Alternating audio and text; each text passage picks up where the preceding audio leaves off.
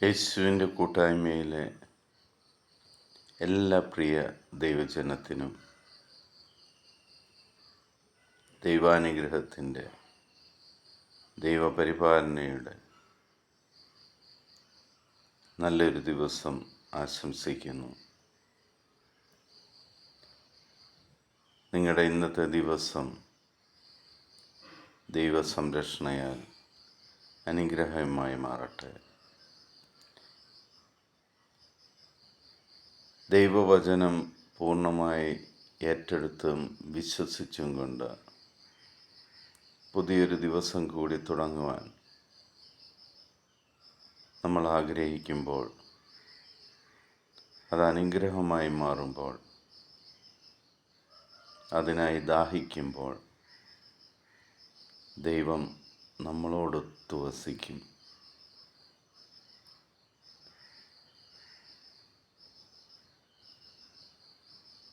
പരിശുദ്ധാത്മാവിനാൽ പ്രേരിതരായി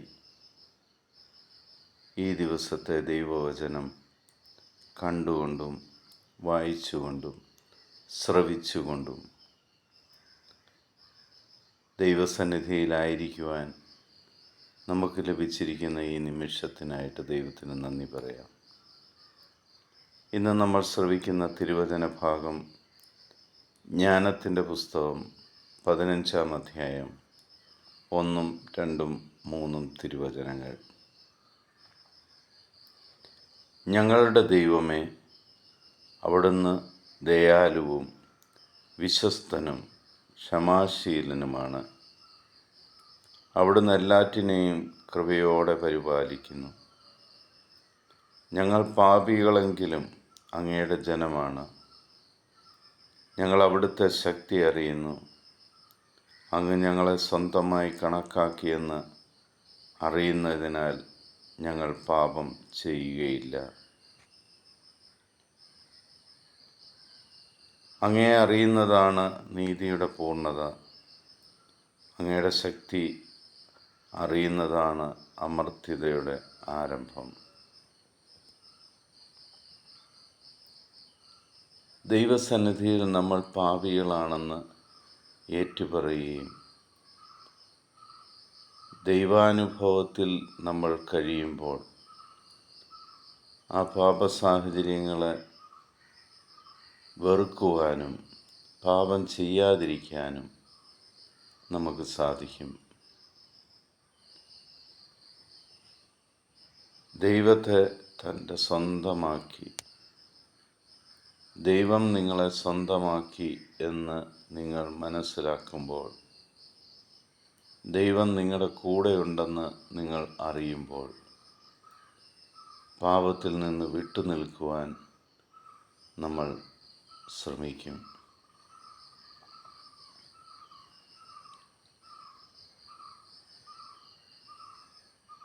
ദൈവം എല്ലാറ്റിനെയും കൃപയോടെ പരിപാലിക്കുന്നവനാണ്.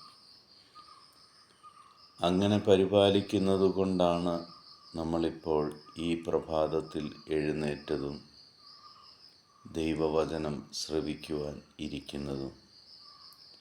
അടുത്ത നിമിഷം എന്താണെന്ന് നമുക്ക് ആർക്കും അറിയില്ല. പക്ഷെ ഒന്ന് നമുക്ക് മനസ്സിലാക്കാം, നമ്മൾ ദൈവപരിപാലനയിലാണ് നിൽക്കുന്നതെന്ന്. ദൈവം നമ്മുടെ കൂടെ ഉണ്ടെന്ന് നമുക്ക് ഉറച്ചു വിശ്വസിക്കാം. ആയതിനാൽ പാപത്തിൽ നിന്നും മാറി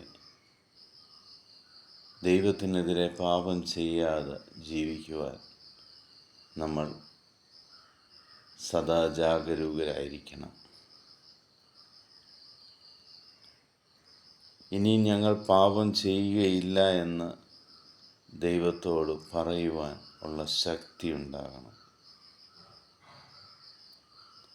അങ്ങനെ ആ ദൈവത്തോട്, നീതിമാനായ ദൈവത്തോട് ചേർന്ന് നിന്ന് നമ്മുടെ ദിവസങ്ങൾ, നമ്മുടെ നിമിഷങ്ങൾ ആനന്ദപൂരിതമാക്കാം. പിതാവായ ദൈവത്തിൻ്റെയും പുത്രനായ യേശുക്രിസ്തുവിൻ്റെയും പരിശുദ്ധാത്മാവിൻ്റെയും കൃപയും അനുഗ്രഹവും സമാധാനവും എപ്പോഴും നിങ്ങളുടെ കൂടെ ഉണ്ടായിരിക്കട്ടെ. പരീക്ഷയ്ക്ക് വേണ്ടി തയ്യാറെടുക്കുന്ന എല്ലാ മക്കളെയും, പരീക്ഷ എഴുതിക്കൊണ്ടിരിക്കുന്ന എല്ലാ മക്കളെയും ദൈവസന്നിധിയിൽ നമുക്ക് സമർപ്പിക്കാം. അതോടൊപ്പം തന്നെ എല്ലാ അധ്യാപകരെയും നല്ല അറിവ് പകർന്നു കൊടുക്കുന്ന എല്ലാ അധ്യാപകരെയും, അവരിൽ നിന്ന് നല്ലത് മാത്രം പഠിക്കുവാൻ, നല്ലത് മാത്രം പറഞ്ഞു കൊടുക്കുവാൻ അവരുടെ നാവുകളെ ദൈവം അനുഗ്രഹിക്കട്ടെ എന്ന് നമുക്ക് പ്രാർത്ഥിക്കാം. അറിവ് കൊടുക്കുന്നത് ആരാണേലും നല്ല അറിവ് കൊടുക്കുവാൻ ദൈവം അവരെ ശക്തിപ്പെടുത്തട്ടെ എന്ന് പ്രാർത്ഥിക്കാം. ഈ ലോകത്തിലെ 800 കോടിയിലധികം വരുന്ന മക്കളെ എല്ലാവരെയും ദൈവസന്നിധിയിലേക്ക് നമുക്ക് സമർപ്പിക്കാം. ദർശനങ്ങളാലും അടയാളങ്ങളാലും അനുഗ്രഹങ്ങളാലും അത്ഭുതങ്ങളാലും ദൈവം അവരെ ഓരോരുത്തരെയും തൻ്റേതാക്കി മാറ്റട്ടെ എന്ന് പ്രാർത്ഥിക്കാം. ലോകസമാധാനത്തിനു വേണ്ടി പ്രാർത്ഥിക്കാം. യുദ്ധങ്ങൾ ഒഴിവാകുവാൻ വേണ്ടി പ്രാർത്ഥിക്കാം. സ്നേഹനിധിയായ ദൈവത്തിൻ്റെ സമാധാനം സന്തോഷത്തോടുകൂടി ഞാൻ നിങ്ങൾക്ക് പങ്കുവയ്ക്കുന്നു. ഈശോ മിശിഹായ്ക്ക് സ്തുതിയായിരിക്കട്ടെ.